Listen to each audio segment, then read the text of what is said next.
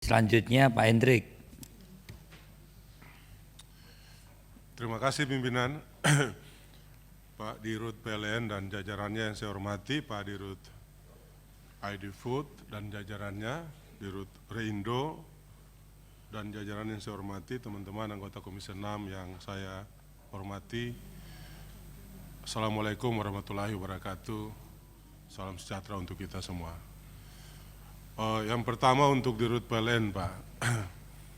Sebagai penyambung lidah rakyat Maluku dan wakil mereka di DPR RI, saya mau memberi apresiasi kepada Pak Dirut PLN, sebab dalam catatan saya, di masa jabatan Bapak selaku Direktur Utama PLN, tingkat elektrifikasi di Maluku meningkat.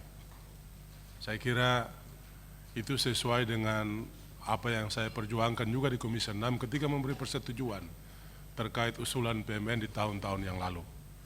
Tetapi catatan saya sebagai wakil mereka, Pak, ada beberapa kecamatan di Maluku, terutama di Kabupaten Seram bagian timur, itu satu kecamatan namanya Kilmuri, Pak. Itu 14 desa, 23 dusun. Sejak Indonesia merdeka sampai sekarang belum tersentuh oleh listrik. Saya minta dengan PMN yang kami akan setujui nanti kepada PLN, saya berharap dalam waktu yang dekat itu menjadi perhatian Bapak. Selain Kabupaten Seram bagian timur, itu ada satu pulau Dai, itu 3 desanya itu sama sekali belum ada listrik, Pak. Lalu Kecamatan Warla Bobar dan Kecamatan Molomaru di Kabupaten Kepulauan Tanimbar. Itu juga ada beberapa desa yang sampai sekarang belum mendapat listrik. Saya kira saya berharap ini juga menjadi perhatian Pak Dirut PLN. Terima kasih karena rakyat di Pulau Damer dan Pulau Romang sebentar nanti akan menikmati listrik karena mesinnya sudah ada.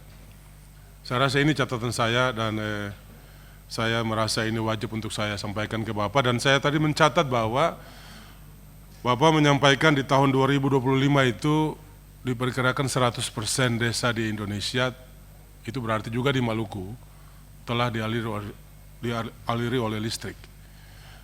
Ada pesan tua di Maluku, Pak, yang diyakini punya kekuatan magis, yaitu siapa bale batu, batu bale dia. Siapa ingkar janji, janji makan dia. Saya percaya Bapak tidak akan dimakan oleh janji Bapak.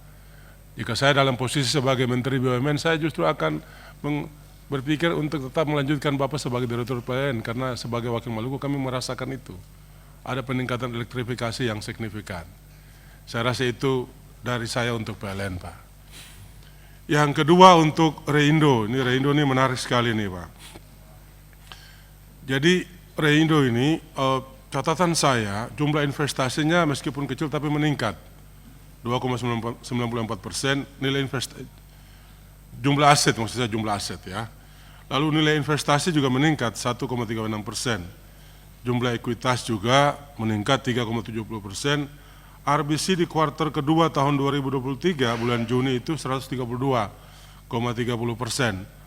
Artinya dari indikator fundamental yang Bapak sajikan ke kami, saya mencatat ini cukup positif. Sehingga menurut saya, ya Pak ya, rasionalitas untuk penguatan permodalan yang Bapak usulkan sekarang lewat rencana untuk mendapatkan penyertaan modal negara ini, menurut saya belum memiliki urgensi yang sifatnya mendesak. Menurut saya, Pak. Kalau ketakutan itu untuk memperkuat permodalan demi mengantisipasi terjadinya big claim atau satu katastrofi claim misalnya yang besar, yang bisa mempengaruhi RBC maupun kemampuan modal Reindo untuk membayar klaim tersebut, saya kira bukan di situ masalahnya saja.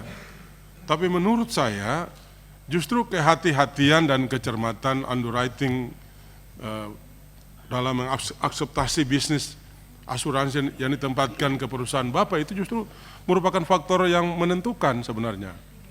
Kalau saja bagian underwriting di Reindo menerima penempatan bisnis yang menurut saya itu beresiko tinggi atau ya itu bisa saja kemudian harus dikhawatirkan.